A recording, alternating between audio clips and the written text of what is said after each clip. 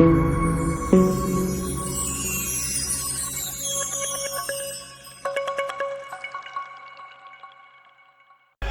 Comme la pluie arrose et humecte la terre et donne la vie à la sémence. Que Dieu vous arrose et amen, vous remplisse de lui. Et que chaque, amen, la nature de lui en vous, alléluia, puisse grandir. Et que le vieil homme puisse mourir. À Dieu soit la gloire. Amen. J'aimerais encore, amen, parce que le mercredi nous avons parlé sans lire. Amen. Et je voulais qu'on lise le prophète.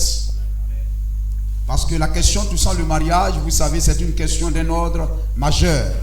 Très, très, très, très important. Gloire à Jésus-Christ. Que le nom du Seigneur soit béni. Amen, c'est cela. Est-ce que une sœur, vraiment dans un foyer où l'homme, le frère découche, voyez-vous, il découche, il est complètement, il ne va plus à l'église, pratiquement. Amen, il est complètement devenu autre chose. Amen. Est-ce qu'elle peut quitter la maison, aller se prendre une maison pour aller à l'église et avoir la tête tranquille pour adorer le Seigneur? Amen. Voici à peu près la réflexion, la question qui a été posée. On sait. Amen. Et que nous avons essayé de réfléchir à cela et profiter de cela pour nous instruire. Amen. Parce que nul n'est exempté, nul n'est immunisé. Amen. Voilà. Amen. Face à ces choses, toutes ces choses, ces vilaines, mauvaises choses frappent à nos portes. Amen. Et amen. Il faut implorer Dieu et s'armer de prière, de force. Amen. Prendre les dispositions en amont. Amen. Avant le mariage, gloire au Seigneur, afin de ne pas tomber dans ces choses. Parce que lorsque le foyer est fort, l'église est forte. N'est-ce pas? Amen. Et ce soir encore, j'aimerais amen, revenir dessus. Et amen, insister, parce que c'est une question d'un ordre majeur, c'est une question très importante. Amen. Et j'aimerais que amen, nous puissions parler de cela. Ainsi, on peut intituler cela une question sur le mariage. Une question sur le mariage. Deutéronome 24, verset 1er au verset 3. Et Matthieu 19, verset 7. 1 Corinthiens 7, le verset 1 à 3. Lorsqu'un homme aura pris et épousé une femme, qu'il viendrait à ne pas trouver grâce à ses yeux, parce qu'il a découvert en elle quelque chose de honteux, il écrira pour elle une lettre de divorce. Et après le lui avoir donné, c'est cela de lui avoir remise. Amen. Je vais prendre cela. Lui encore. Et après la lui avoir remise en main, il la renverra de sa maison. Elle sortira de chez lui et s'en ira et pourra devenir la femme d'un autre homme. Si ce dernier homme la prend en aversion, écrit pour elle une lettre de divorce et après la lui avoir remise en main, la renvoie de sa maison. Ou bien, si ce dernier homme qui l'a prise pour femme vient à mourir, alors le premier mari qui l'avait renvoyée ne pourra pas la reprendre pour femme après qu'elle ait été souillée. Qu'elle a été souillée, car c'est une abomination devant l'Éternel. Et tu ne chargeras point de péché le pays que l'Éternel ton Dieu te donne pour héritage. Pourquoi donc, lui dirent-ils, Moïse a-t-il prescrit de donner à la femme une lettre de divorce et de la répudier? Il leur répondit, c'est à cause de la dureté de votre cœur que Moïse vous a permis de répudier vos femmes. Voyez-vous, permis. D'accord? Que Moïse vous a permis de répudier vos femmes. Au commencement, il n'en était pas ainsi. Voyez-vous, il y a la volonté ici parfaite et il y a la volonté permissive. 1 Corinthiens 7,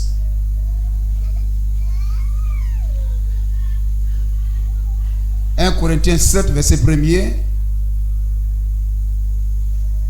Pour ce qui concerne les choses dont vous m'avez écrit. Voyez-vous, on parle de question à question.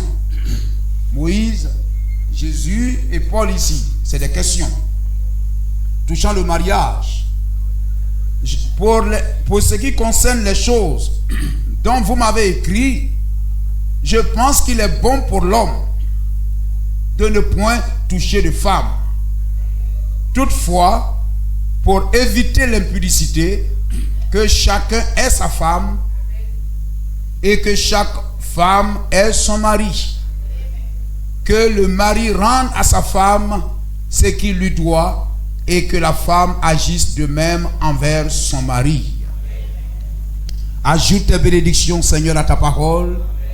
Dispose notre cœur et donne que, Seigneur, ô Dieu, la juste instruction soit donnée à ton peuple, afin qu'il puisse savoir ce que tu veux qu'il fasse, afin de trouver grâce à tes yeux et de jouir de toutes tes bénédictions dans le nom de Jésus-Christ. Amen. Que le nom du Seigneur soit béni. Une question sur le mariage. Gloire au Seigneur.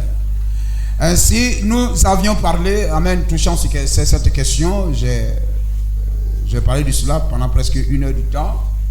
Amen. Et déploré, voilà ces choses.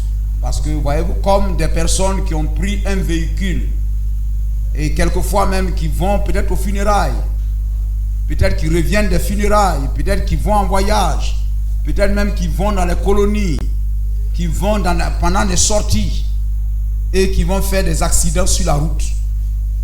Il va y avoir accident sur la route et on va enregistrer des morts et des morts.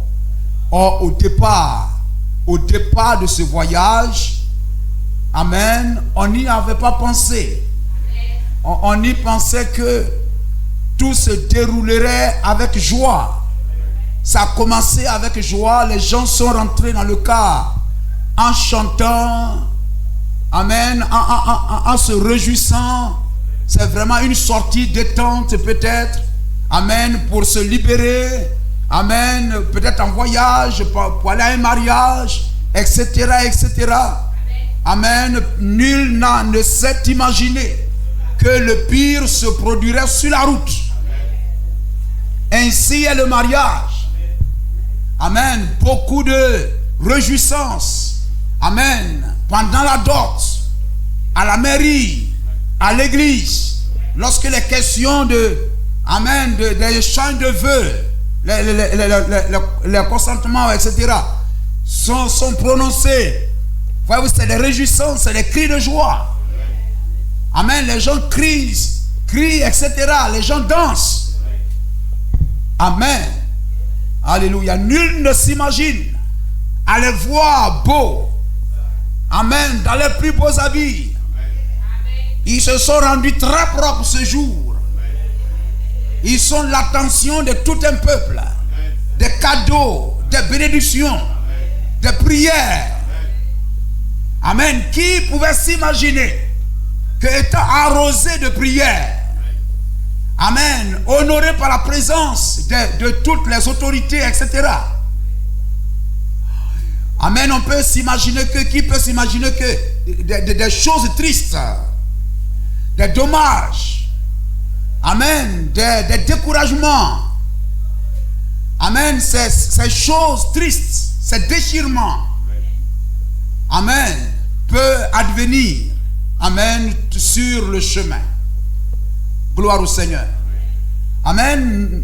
On a cru au départ tous que sur le chemin du mariage, tout serait beau et agréable. Mais l'expérience nous montre, amen, que ce n'est pas facile. Ce n'est pas facile. Ça boue en bas. Et comme je le disais le mercredi, voyez-vous, on voit le dehors de l'iceberg. Et la grande partie qui brise le Titanic est à l'intérieur. Amen. Il y a des réjouissances dans le Titanic. L'homme même qui a construit cela dit, Dieu même ne peut briser cela. Voyez-vous, on lance même des défis. Les plus hautes autorités, les gens payent cher, des milliers de francs, des millions. Amen, pour passer un temps, amen, sur ce bateau de luxe. Nul ne pouvait s'imaginer que ce voyage ne sera de courte durée. Ainsi est le mariage, frère. Gloire au Seigneur. On ne s'imagine pas le pire, mais le pire arrive. Amen. Alléluia. La colère prend la place de la joie. Amen. C'est un deuil, c'est une tristesse, c'est des regrets. Amen. On maudit le jour. Ce n'est pas facile. Gloire à Jésus-Christ. Amen. Que Dieu nous aide. Que Dieu nous aide. Béni soit le nom de Jésus-Christ. Et voyez-vous, c'est cela. Si cette question est posée, amen, dans cette question, il a dit une soeur, un frère du message, marié dans le message. À cause du message, vous devez même tout faire parce que votre salut en dépend. Mais lorsque vous arrivez au bout et que c'est comme si vous ne pouvez plus rien faire, cela montre que c'est très fort. Vous épousez un frère du message qui croit le message, une soeur qui croit le message. Nous croyons que chacun, il y a une ligne de démarcation. Il y a une ligne rouge. Amen. Il y a une frontière, il y a un mur. La Jérusalem de votre mariage, de votre vie doit être entourée de murs qu'on ne peut franchir. Et que vous devez vous battre pour ne pas aller dehors. Car il y a le Philistin partout. Mais lorsqu'on en arrive là où une question est posée, comme si je ne sais que faire, cela montre que nous arrivons à de pires moments. Que Dieu soutienne nos foyers, nos soeurs, nos frères. Amen. Et que celui qui a institué cela sait que cela arrivera. Parce que l'apôtre Pierre a dit, vous connaîtrez des tribulations dans le mariage. Mais il n'a pas dit que quand ça arrivera, séparez-vous. Gloire à Jésus-Christ. Amen. Vous ne pouvez pas. C'est seule la mort vous sépare. Comme je le disais le mercredi, voyez-vous, à la cérémonie de mariage, vous avez signé, vous avez fait un serment, vous avez signé sur une déclaration. Amen. Alléluia. Voulez-vous prendre telle soeur, voulez-vous prendre ce frère, vivre avec lui, le chéri, la chérie. Amen. Dans les moments de pauvreté ou de richesse, dans les moments, voyez-vous, de sombre, comme dans des moments de joie. On a cité tout cela. Vous étiez, c'est-à-dire même là, si on disait même, je ne sais pas ce qu'on pouvait dire, et puis vous allez dire non. Amen. Gloire au Seigneur. Amen. Et nous disons oui, un oui retentissant. Amen. Sanctionné par des éclats de joie et d'acclamation. Mais c'est la mort seule qui peut vous séparer. Quand il a été dit jusqu'à ce que la mort vous sépare, les moments bons comme les moments difficiles, etc., vous allez vivre, traverser tout ça ensemble, jusqu'à ce que la mort vous sépare et vous avez signé, vous avez dit oui. Ça veut dire qu'il peut vous abandonner, aller rester avec une Aïcha ou je ne sais quoi, une je ne sais pas quoi, Capoutine, très loin, et vous allez rester pendant, peut-être vous avez fait 2 années de mariage, et peut-être vous allez rester 50 ans comme ça, parce que votre salut est plus fort que le mariage terrestre. À cause de votre salut, quelque chose dans ton cœur te dira prie et avance. Vous comprenez cela? Prie et avance. Et que Dieu te donne la force de résister à toutes les tentations. Mais vous devez rester là. Telle est votre preuve. Cela n'est pas donné à tout le monde, mais cela a été donné seulement à Job et à des Jobines. Gloire au Seigneur. Amen. Voyez-vous cela? Et vous devez prier. Amen. Parler avec le pasteur. Et puis continuer. Parce que vous ne pouvez pas divorcer. Vous ne pouvez pas quitter la maison. Vous devez rester dans la maison. Vous ne pouvez pas sortir pour aller prendre une maison. Il me maltraite trop. Il me fait ceci. En tout cas, moi, je suis fatigué. Vous ne devez pas être fatigué. Vous devez prier pour ne pas être fatigué. Gloire au Seigneur. Comme Isaïe le dit, amen, le chrétien, c'est cela, il est comme l'aigle. Hein? Il ne doit pas se fatiguer. Ne l'as-tu pas, ne le sais-tu pas, ne l'as-tu pas appris? C'est le Dieu d'éternité, l'Éternel qui a créé les extrémités de la terre. Il ne se fatigue point. Il ne se lasse point. Et nous avons été rendus semblables à lui par le baptême du Saint-Esprit. Amen. Le serviteur accompli devient comme son maître. Gloire au Seigneur. Nous comprenons cela? Amen. On ne peut sonder son intelligence. Il donne de la force à celui qui est fatigué. Nous disons Amen. Amen. Ne pas dire je suis fatigué. C'est cette situation-là, je suis fatigué. Il donne de la force à celui qui est fatigué. La Bible même dit d'ailleurs, vous qui êtes chargés et fatigués, venez à moi. Donc il est le lieu de consolation. Vous devez venir à lui, faire la généalogie, prier, afin d'être encouragé et fortifié. Quand vous êtes fatigué, ne partez pas. Mais quand vous êtes fatigué, si vous vous asseyez derrière là-bas, venez encore devant. Venez encore devant et venez vous agenouiller ici. Amen. Gloire à Jésus-Christ. Amen. Il donne de la force à celui qui est fatigué. Il augmente la vigueur de celui qui tombe en défaillance. Les adolescents se fatiguent et se lassent. Et les jeunes hommes chancellent. Mais ceux qui se confient en l'Éternel renouvellent leur force. Dites Amen.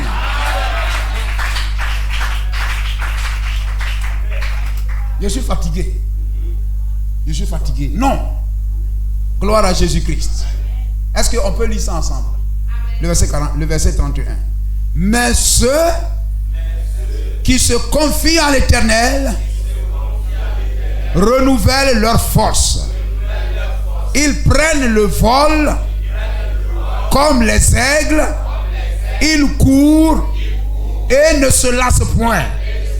Ils marchent et ne se fatiguent point.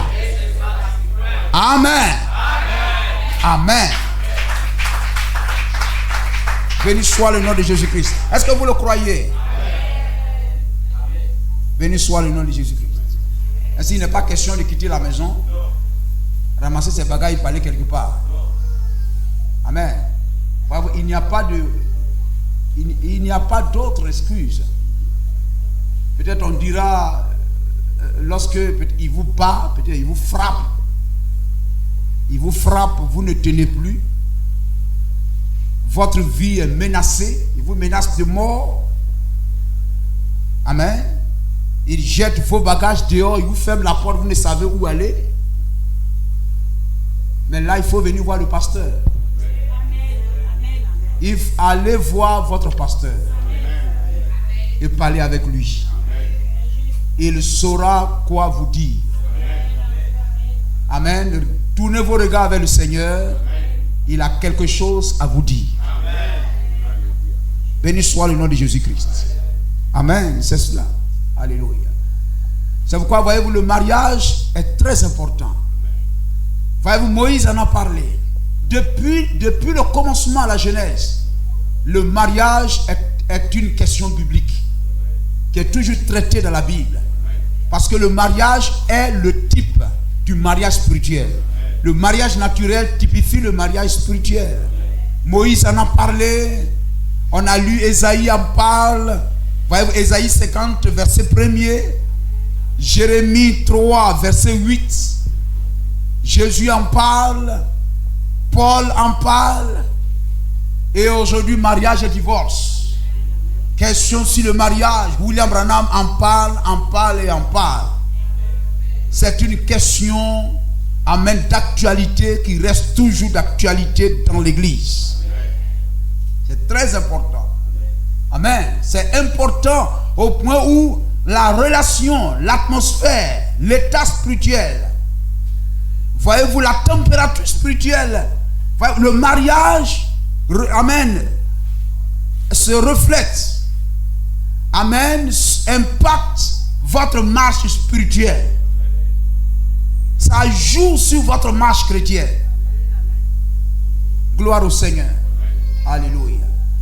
Amen. Voyez-vous, l'atmosphère dans le foyer, la condition du mariage, votre relation conjugale, la vie conjugale va dépendre sur votre vie spirituelle. Le frère peut, amen, il est attristé parce qu'il ne sait plus ce qu'il faut faire. Peut-être le frère qui disait amen avec force comme un tonnerre. Amen. Vous le voyez, il se refroidit, la batterie se décharge. Gloire au Seigneur. La sœur regarde le pasteur comme cela. Mais amen, il suffit d'un petit quelque chose et que l'esprit, votre pensée voyage. Vous regardez le pasteur, mais vous ne le voyez pas. Vous êtes assis dans l'église, les yeux ouverts. Gloire au Seigneur. Mais vous êtes en pensée très loin, hors de l'église. Ça joue sur la marche chrétienne. Béni soit le nom de Jésus-Christ. Béni soit le nom du Seigneur. Vous comprenez cela? Aujourd'hui, même lorsque les gens parlent de polygamie, vous êtes d'accord avec moi que la polygamie est quelque part l'échec du premier mariage. C'est les conséquences de l'échec du premier mariage. Je ne pense pas que celui qui se marie pour la première fois envisagerait en même temps un second mariage. Non. Nous sommes d'accord? Gloire au Seigneur. Il a toujours dit à celle qu'il rencontre, tu seras ma seule femme, mon unique. Je vivrai avec toi seul jusqu'à ce que la mort nous sépare. Amen. Gloire au Seigneur. C'est pourquoi il se marie aujourd'hui, il ne se marie pas demain. Mais les tumultes, les difficultés, les choses qui arrivent, amen, poussent l'homme dehors à prendre une copine. Amen, à prendre une copine jusqu'à ce que cette copine devienne femme. Amen, la femme aussi, voyez-vous, elle tourne son regard dehors. Amen, elle trompe son mari. Gloire à Jésus-Christ. Amen, amen, c'est cela. Que Dieu nous garde. Béni soit le nom de Jésus-Christ. Et beaucoup de mariages, voyez-vous, beaucoup de mariages sont brisés, vraiment qui sont partis avec de grands bruits, des échos, des invitations, des cartes d'invitation en or, des cartes d'invitation même qui peuvent même, je ne sais pas quoi, c'est le salaire de quelqu'un, c'est des millions. Des gens vont prendre des avions parce que mon frère se marie. Et vous allez attendre demain, après-demain, mon frère qui s'est marié là. Non, il a divorcé, ça fait 5 ans, il s'est marié avec une nouvelle femme. Amen. Et beaucoup, c'est des chrétiens. À l'église. Amen. Amen. Bien sûr, ce sont les chrétiens qui se marient. Parce qu'ils veulent avoir une vie rangée. Se marier à une seule femme. Avoir une vie rangée. Et regarder à l'avenir. Mais, frère Branham le dit, combien de divorces on enregistre dans nos tribunaux? Amen. Quelquefois nous nous interrogeons sur la motivation. Ce qui t'a poussé à prendre cette soeur. Ce qui t'a poussé à prendre ce frère. Gloire au Seigneur. Ce sont des questions. Amen. Alléluia. Si vous partez sur de mauvaises bases, vous allez récolter les conséquences. Vous allez récolter les conséquences. Amen. Parce que, voyez-vous, bien que, regardez, si vous partez sur une mauvaise base, les ennemis de votre mariage, vous en aurez sur le chemin. Maintenant, si déjà vous partez sur une mauvaise base, il faut que vous deux vous accordiez pour affronter l'ennemi. Mais si vous êtes déjà déchiré au départ, parce que la base du mariage, si elle est faussée déjà, c'est-à-dire que vous partez déjà déchiré à l'intérieur. Ce mariage-là ne tiendra pas. Gloire au Seigneur. Le diable trouvera une porte. Les sorciers trouveront une porte pour endommager ce couple-là. Gloire au Seigneur. Briser ce couple. Amen. Pousser l'homme. Amen. Mettre palabre entre eux. Mettre palabre entre eux à la moindre petite chose. Je ne comprends pas. Petite chose là. Je ne sais même pas ça. Petit quelque chose comme ça. Ça devient même, on dirait qu'on a tué quelqu'un. Petit quelque chose. Et quand ça arrive, il faut que ça soit palabre. Il faut une semaine. Gloire au Seigneur. Il ne faut pas parler avec lui. Parce que là, il contrôle la maison. Il ne faut pas parler avec lui. Gloire au Seigneur. Il ne faut pas parler avec lui. Il ne faut pas faire ceci. Il faut déjà ce qui vous est donné, ce qui t'est donné. Ce qui t'est donné. Lorsque tu veux te marier, ce qui t'est donné. Marie une femme que tu aimes, qui t'aime, et tu ne l'épouses pas parce qu'elle vient d'une famille extraordinaire, une famille chic, une famille classe, parce qu'elle est jolie, pour que les gens dans le quartier voient quelle belle femme tu as. Gloire à Jésus-Christ. Vous comprenez cela? Elle a une belle voix, elle a de jolis yeux. Mais déjà ça sera déjà un problème. Tu seras obligé de l'accompagner partout. Parce que si c'est les yeux que tu as regardé pour la prendre, il y a beaucoup de personnes qui voient ces yeux-là. Toi-même, tu te mets dans des problèmes dès le départ. La base doit être bonne. William Branham dit le caractère chrétien. Lorsque tu es en Christ, épouse une Christine aussi. Tu es Christ, épouse une Christine. Épouse une chrétienne. Il faut le caractère chrétien. Il ne faut pas regarder le caractère mondain. Gloire au Seigneur. Béni soit le nom de Jésus-Christ.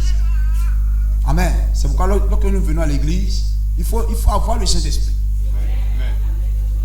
Les soeurs doivent avoir le Saint-Esprit. Les frères doivent avoir le Saint-Esprit. Béni soit le nom du Seigneur. Je vous ai dit, lorsque le frère n'est pas converti, il a encore la nature animale. Je vous ai dit, lorsque l'homme n'était pas encore tombé dans le péché, il avait une seule femme. Il ne cherchait pas deuxième. Dieu n'a jamais dit que Adam se sentait seul avec les deux femmes. Mais il se sentait seul quand il était un. Quand il est devenu deux, Dieu n'a jamais dit et Adam se sentait seul. Dieu vit que l'homme était seul. La seule femme n'était pas suffisante. Il lui faut une deuxième. Quand l'homme avait l'esprit de Dieu, l'homme avait l'onction de Dieu, l'homme gardait la parole, une seule femme était suffisante. Mais quand il a été déchu, quand il est tombé dans le péché, quand il a revêtu la nature animale, l'homme est devenu un animal. Il s'est comporté comme un animal. Et l'animal, une seule femme n'est pas suffisante. Quand l'homme est tombé, amen, voyez-vous, a revêtu seulement cette nature animale, il n'était pas converti. Il voulait avoir plusieurs femmes. Le côté animal dans l'homme le pousse à se comporter comme un animal. Et comme un animal cherche beaucoup de femmes et ne se sent pas condamné, l'homme qui n'est pas né de nouveau, l'apôtre Paul dit dans Corinthiens, il a la nature animale. Il se comportera comme un animal, il cherchera beaucoup de femmes, et parce qu'il n'est pas converti, il n'y a rien en lui qui le condamne. Donc il prend une, il prend l'autre, etc. et tout. Si tu te maries même parce que, à cause de relations sexuelles, Vous comprenez? Le mariage ne te délivrera pas. Le mariage ne délivre pas un homme de sa soif sexuelle si, quand il voit toutes les filles, il veut coucher avec elles. Si tu vois celle-là, le matin, tu as vu 5. C'est-à-dire que tu es déjà polygame. Tu as vu 5 dans la journée. Tu veux les 5. Vous comprenez? Amen. Oh, quand tu vas te marier, ça sera 1. Tu vas avoir 1. Oh, tu as vu 5, tu voulais les 5. Donc, une que tu vas prendre. Et tu vas la voir pendant 90 ans. Mais tu vas souffrir. Hein, frère? Vous comprenez cela?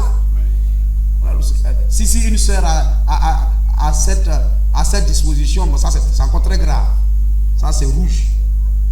Très grave. Béni soit le nom du Seigneur. Vous comprenez cela? Béni soit le nom de Jésus-Christ. Il faut que la base soit bonne. La base soit bonne. Gloire à Jésus-Christ. C'est très important. Amen. Parce que ça joue sur votre marche chrétienne. Ça va jouer sur votre marche chrétienne. Ça va vous refroidir. Vous allez devenir tiède, bizarre. Parce qu'à la maison, ça ne va pas. Peut-être que ce n'est même pas à faire des choses, mais par exemple, on ne vous respecte pas. Vous dites, ah, la soeur ne me respecte pas. Ou bien ceci, etc. et tout ça. Peut-être que tu n'as pas l'argent, ça ne devient pas là. Hein? C'est toi qui n'as jamais l'argent. C'est toi qui es devenu ceci. Vous savez, c'est très bien que tu n'en as pas. Je parle des cas extrêmes. Gloire au Seigneur. Amen. Mais si vous êtes marié bien, voyez-vous, il y a tellement de problèmes que le choix de la femme, on va lire le prophète, le choix de l'homme est très important. Dieu à toi a fait une femme. Ce n'est pas 3 côtes qui sont sorties. Ce n'est pas 4. C'est une côte pour faire Adam, pour faire Ève. Donc si toi tu t'en vas prendre 2 femmes, 3 femmes, 4 femmes, les autres là c'est de quelle côte? Hein, frère? Béni soit le nom du Seigneur. Amen. Ainsi il faut prier pour que Dieu nous fasse grâce. Amen. Gloire à Jésus-Christ. Béni soit le nom du Seigneur. Voyez-vous, c'est cela.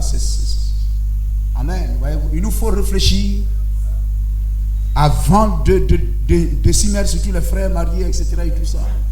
Même nous-mêmes qui sommes mariés, il y a toujours occasion de repartir sur de bonnes bases.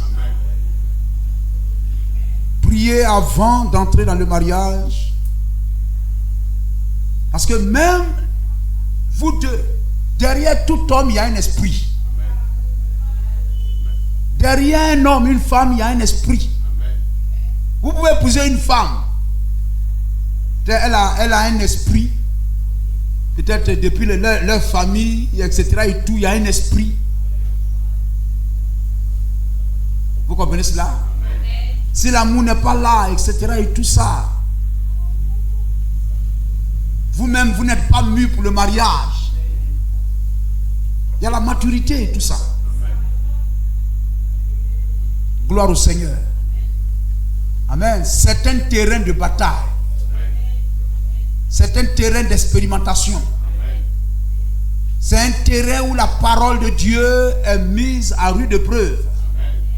Le chrétien est mis à rude épreuve, il doit appliquer la parole. Gloire au Seigneur. Vous comprenez? Lorsque vous êtes marié, vous avez des enfants, etc. et tout, le mariage, le foyer est véritablement un lieu. Un homme qui vient à l'église, une femme qui vient à l'église, qui vit avec son mari, qui vit avec sa femme, qui mène une vie chrétienne, sa petite vie chrétienne, sobre, etc. et tout. Amen. Qui reste fidèle à son mari, à sa femme, qui essaie de faire tout ce qu'il peut pour garder ce foyer debout et en Christ. Soyez certains, vous irez au ciel. Béni soit le nom de Jésus-Christ. Béni soit le nom du Seigneur. Amen. C'est très important. Amen. Des mariages réussis à l'épreuve du temps. Des mariages réussis qui durent à l'épreuve du temps, c'est un signe de maturité pour un frère et pour une soeur. Parce que quoi que vous voulez, il y aura des épreuves quelque part. Beaucoup. Il n'y a pas de foyer en paix. Il n'y a pas de foyer en paix. Vous comprenez cela? Gloire au Seigneur. Mais là où deux s'accordent, le témoignage, vous êtes deux, vous vous accordez. Amen. Dieu vous fera traverser. Et chaque épreuve que vous gagnez vous rend sage. Amen. Vous rend sage. C'est ce qui fait que tu peux donner conseil à quelqu'un. Tu es sage parce que dans le temps, tu as traversé ces épreuves-là et tu es resté debout. Vous comprenez cela? Amen. C'est pourquoi au village, on ne s'assoit pas en bas de n'importe quel arbre. On ne fait pas réunion en bas de n'importe quel arbre. C'est un arbre qui est là à l'épreuve du temps. Il est le chef du village. Il connaît l'histoire du village. Les vents, les tempêtes, les choses. Il est resté là. Et on dit on vient s'asseoir sous tes ailes. Toi, arbre. Il règle les problèmes. L'arbre à palabre. Vous avez résisté à l'épreuve du temps. Et vous êtes resté debout. Lorsque une soeur va venir dire, frère, soeur, vraiment, pour toi il est bien. Tu es resté à ton mari là, il est bien jusqu'à, vraiment, vous êtes aujourd'hui âgé, etc. Il est toujours là, il est fidèle, il ne t'a pas trompé. Mais lui là, il est là, il me fatigue. Il faut prendre, il y a un tabouret derrière toi, il faut t'asseoir ici. Tu vois cicatrice sur moi? Oui, je ne vois même pas cicatrice, tu es toujours belle, etc. Tu ne vois pas cicatrice et tout. Mais il y a cicatrice qu'on ne voit pas. Il y a cicatrice qu'on ne voit pas. Il y a cicatrice qu'on ne voit pas. Amen. Il y a l'eau dans la tête là-bas. Tu ne vois pas les gens en train de pleurer à tout moment. Mais cependant, il y a l'eau. Peut-être si on vous montrait l'eau là, ça finit, ça se renouvelle. Amen. Dites Amen. Gloire à Jésus-Christ.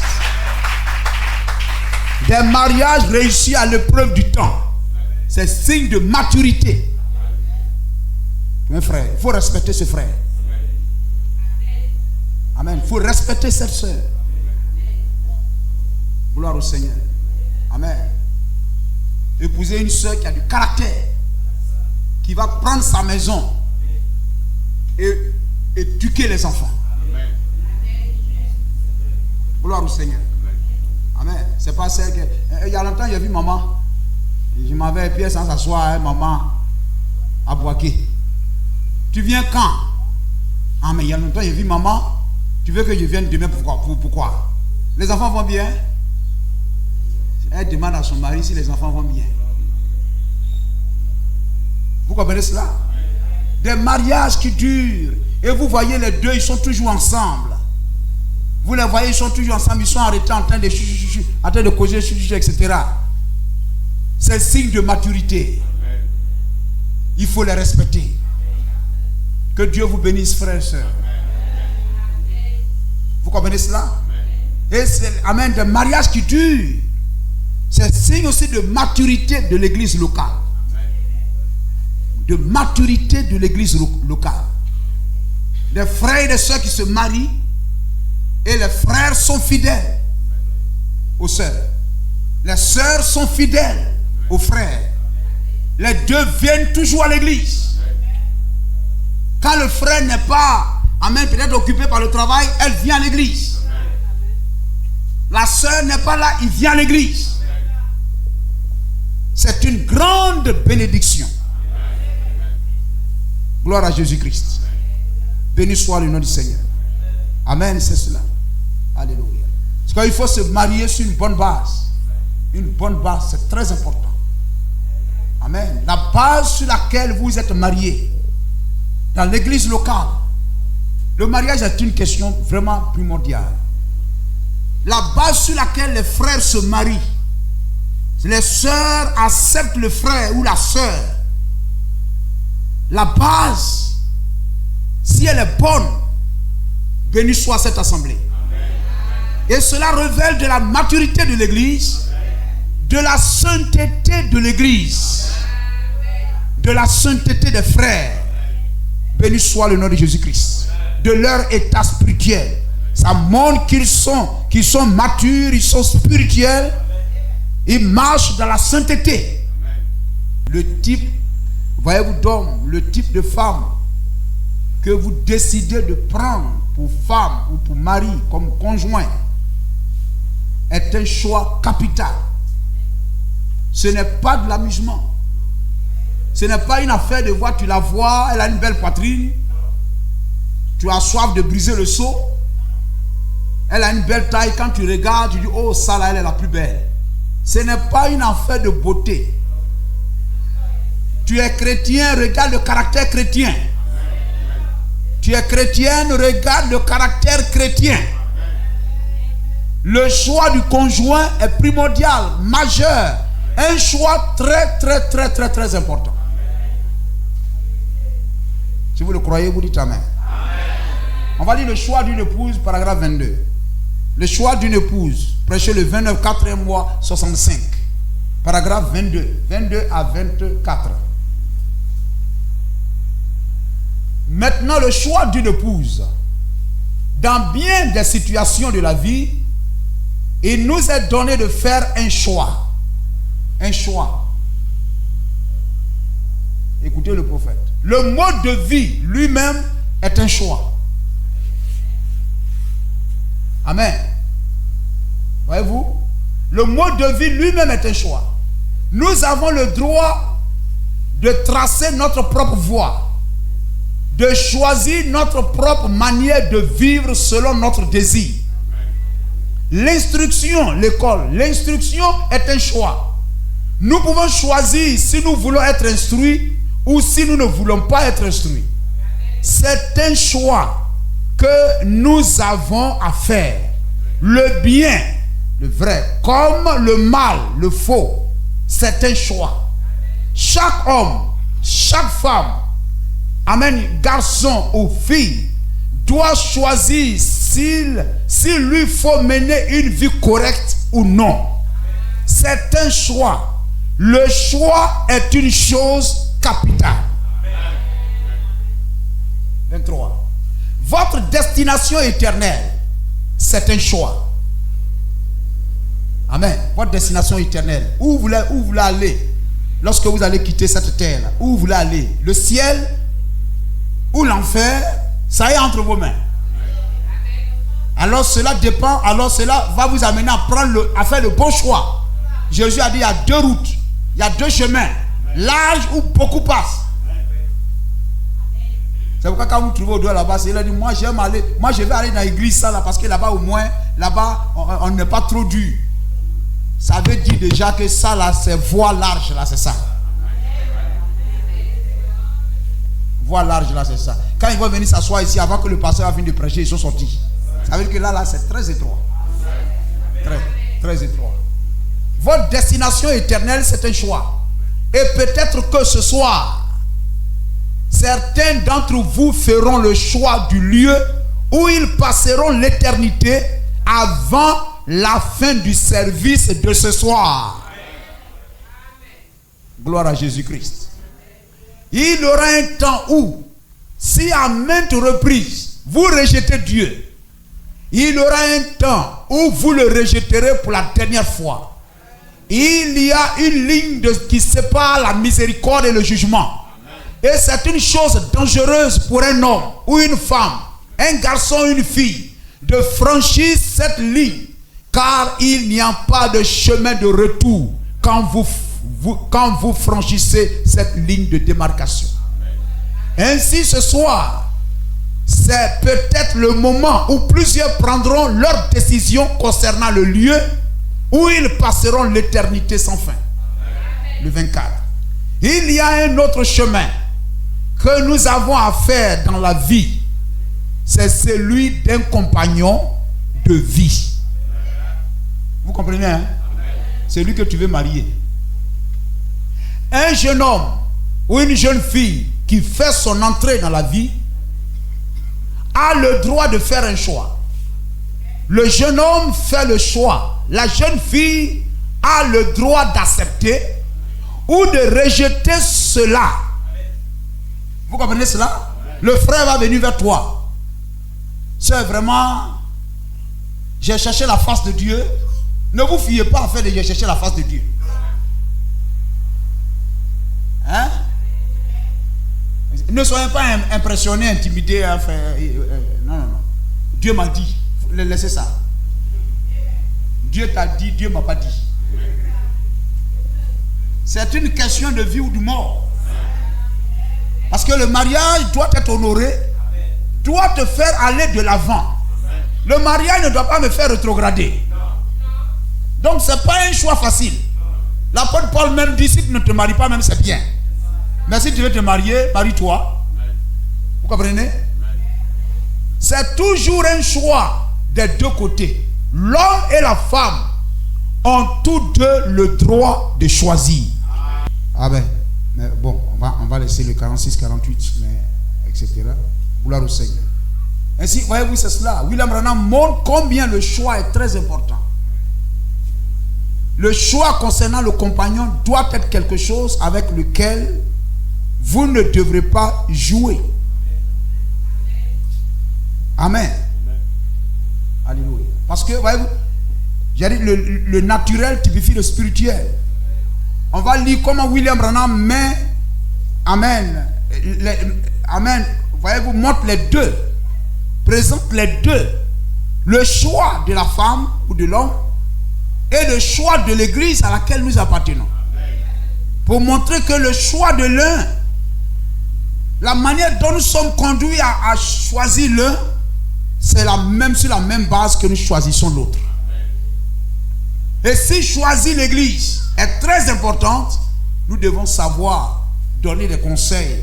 Amen. Inviter les gens à comprendre que le choix de la femme avec laquelle tu vas vivre est très important. Vous avez aussi un choix à faire. Quand vous choisissez cette église, vous pouvez choisir si vous, dans cette église, si vous voulez choisir une église qui vous conduira à votre destination éternelle. Vous pouvez choisir une église qui a un certain credo que vous pouvez penser correspondre exactement à votre désir. Ou cette autre église avec son credo. Et ensuite, il y a un choix à faire au sujet de la parole de Dieu. Vous devez faire votre choix. Il y a parmi vous une loi non écrite au sujet du choix. Paragraphe 34. Maintenant, si le spirituel, ou plutôt si le naturel est un type du spirituel, alors le choix d'une épouse dans le naturel est un type du choix d'une épouse, amen, de l'épouse dans le spirituel. Le 35. On va jusqu'au 37. Maintenant, c'est une chose sérieuse quand il nous faut choisir une épouse, un homme. Car ici les vœux demeurent jusqu'à ce que la mort nous sépare. C'est comme ça que nous devions les observer. Et vous faites ces vœux-là devant Dieu, que seule la mort vous séparera. Et je pense que nous devrions, un homme qui est dans son bon sens, qui prépare un avenir, devrait choisir cette femme très soigneusement. Faites attention à ce que vous faites. Et une femme choisissant un mari ou acceptant le choix d'un mari devrait faire très attention à ce qu'elle fait. Et particulièrement dans ces jours-ci où les gens se battent pour être polygames. Ça veut dire que c'est suspect. Ça veut dire qu'une seule femme ne leur suffit pas. Ils ont un esprit de prostitution. Ils ont un esprit d'infidélité. Donc aujourd'hui, là, l'homme à qui tu vas dire oui, je vais être ton épouse, ça doit être très important. Il faut qu'il y ait la crainte dans son cœur. J'aime ma femme. Je ne peux pas lui faire ça. Vous comprenez cela? Celui-là qui pourra dire à une fille, je suis marié. Amen. Comprenez cela? Au dehors, quand il sera là-bas, à chaque fois quand il va sortir là-bas, il est habillé, sapé. Est-ce que ça là, c'est le travail de César là, tu t'en vas faire? On a besoin de se saper comme ça. Hein? Des habits suspects, des habitudes suspectes. Non, non, non. Gloire au Seigneur. Amen. Particulièrement dans ces jours-ci, un homme devrait réfléchir et prier avant de choisir une épouse. Je pense qu'aujourd'hui, la raison de tant de cas de divorce, ici en Amérique, nous avons maintenant tant de cas de divorce. C'est-à-dire que nous sommes en tête en ce qui concerne les cas de divorce. Nous sommes en tête par rapport au reste du monde. Il y a plus de divorces ici, dans cette nation-ci, que partout ailleurs.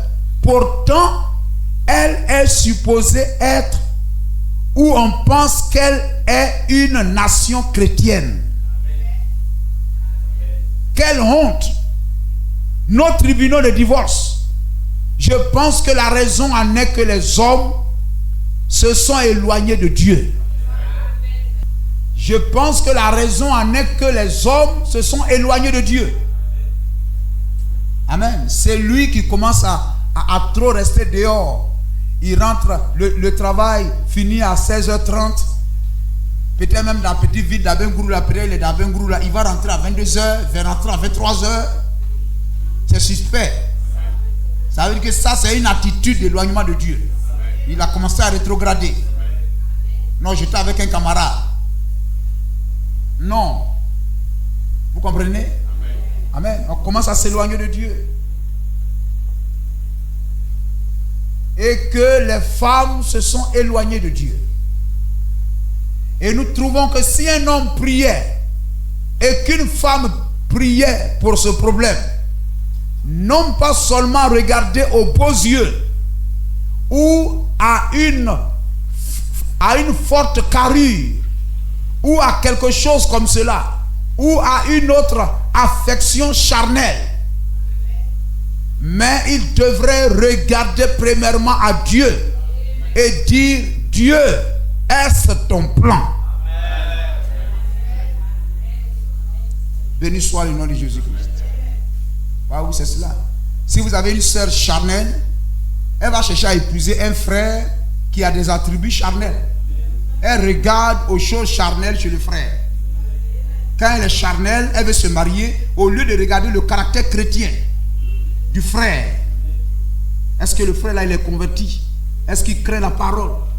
Est-ce que s'il y a un problème et puis on s'envoie le pasteur parle, est-ce qu'il va écouter?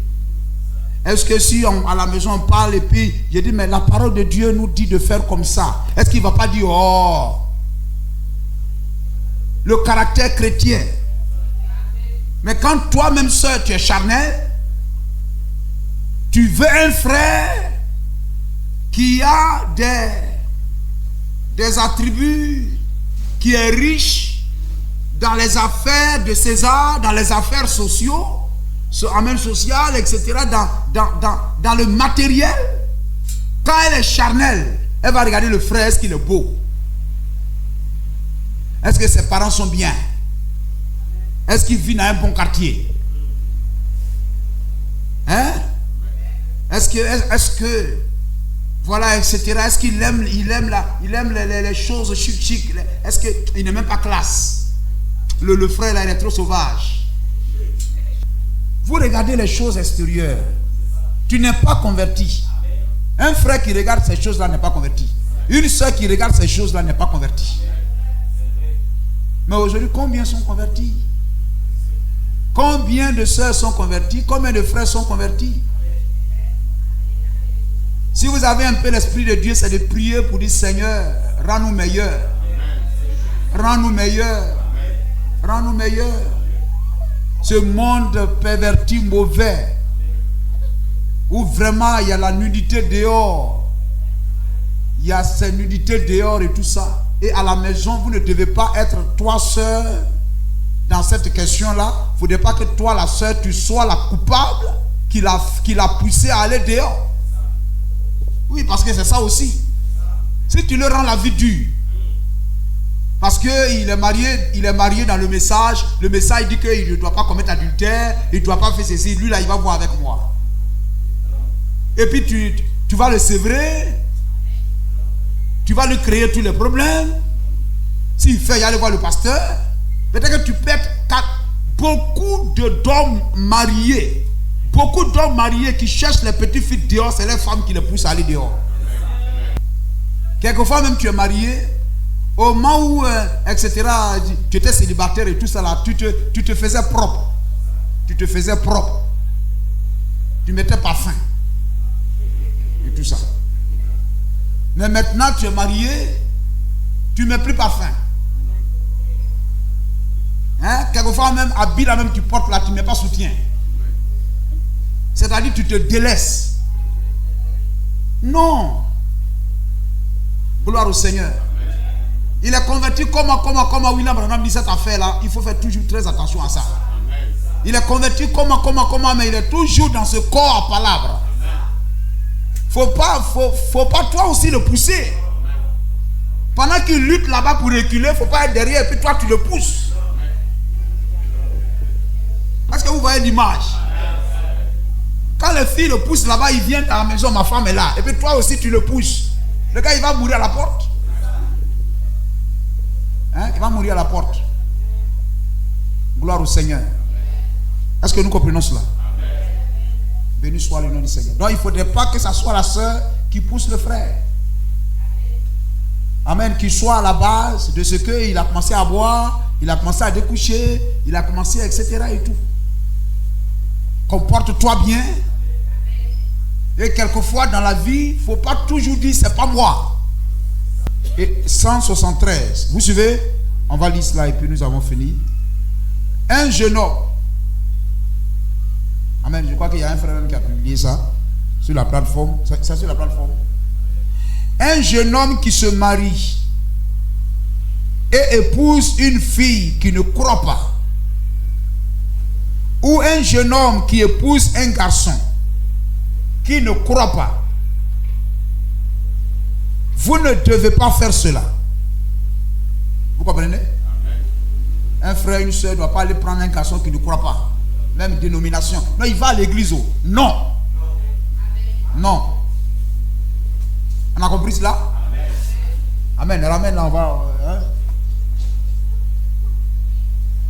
Un jeune homme qui se marie et épouse une fille qui ne croit pas. Ou une jeune fille qui épouse un garçon qui ne croit pas. Vous ne devez pas faire cela. Ça veut dire que toi, frère, tu ne peux pas aller prendre une Justine au dehors là-bas pour dire je vais l'envoyer, elle va être chrétienne, je vais l'épouser. Hein? Toi-même, tu vas vivre toute ta vie avec cette conscience-là.